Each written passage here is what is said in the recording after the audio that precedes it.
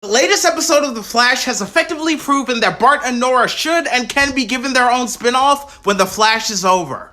The Flash Season 8 Episode 6, if you haven't seen it, spoilers ahead. I will completely admit, when I first saw the promotionals for this episode, I was expecting it to be filler.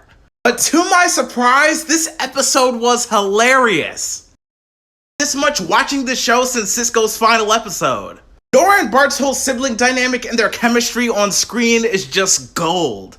I was almost more interested in seeing them trying to correct the timeline than the normal Team Flash storyline, and I'm sorry, I just had to say it. It don't sit right with me that Barry didn't tell his kids all the stories about how he messed up the timeline. Like, Bart really thought that he let his father down. It's like father like children though, because they play with the timeline exactly like Barry used to do.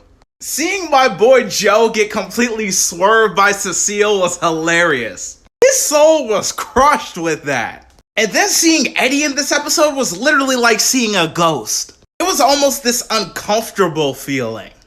Who is she and what bigger part is she gonna play in the Arrowverse? Because it's obvious this is not the only reason she's here. And at the end of the episode, I just have one question. How are they gonna make this whole thing work? I mean, Bart said he promised before he left, but in the future, isn't she like 40 years old? They really went through all that to try to correct the timeline, and then took a picture to kind of mess up the timeline again. In season 8 of this show, seeing Barry's son stand in the same place where he first got his powers is a crazy full circle moment. Also, Iris is still a baddie.